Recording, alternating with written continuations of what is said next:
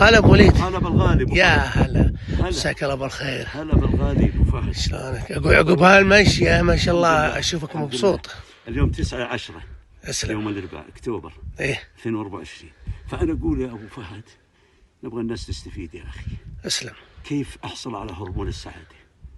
اسلم. انت اللي تصنع يا الانسان هرمون السعاده. فهرمون السعاده منين ياتي؟ ياتي اول شيء انه الصلاه، هذا ما عليه نقاش. صحيح. فهمت معي؟ يزداد، فهمت معي؟ الهرمون عندك لما تصلي باوقاتها. صحيح. رقم 2 التسبيح. سبح، بس سبحي هذا باي مكان. سبحان الله. ليه التسبيح؟ هرمون السعاده. الرسول صلى الله عليه وسلم كان عنده ضيق الصدر، ولقد نعلم انك يضيق صدرك بما يقولون فسبح بحمد ربك وكن من الساجدين. من الساجدين. شوف التسبيح.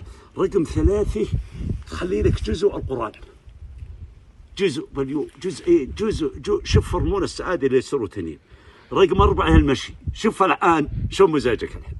يعني اشوفك مبسوط ما شاء الله. المشي. صحيح. المشي للقلق وللتوتر، وانا سميته مره بتغريده عندك ابو فهد اسمه المستشفى العام. صحيح. رقم 5 التنفس. انا اوصل اللي عنده قولون، عنده عدم نوم وعنده قلق، التنفس انا قلتها في تغريده، فهمت معي؟ اسلم. اللي هي 3 12 6، تشفط 3 وتكتم 12 وتطلع 6. مزبوط. رقم 5 6 ابعد عن الضغوط قدر المستطاع والزعل، ولا تجلس مع واحد سلبي. انتبه. صحيح. ابعد عنه، هذا خليه، اتركه السلبي هذا اللي دائم ضايق دائم. حنا في نعمه، سمع بصر، تمشي تاكل تشرب، امن، هذه هرمون السعاده يزداد. صحيح. رقم 7 اللي هو الغذاء الصحي يا ابو فهد.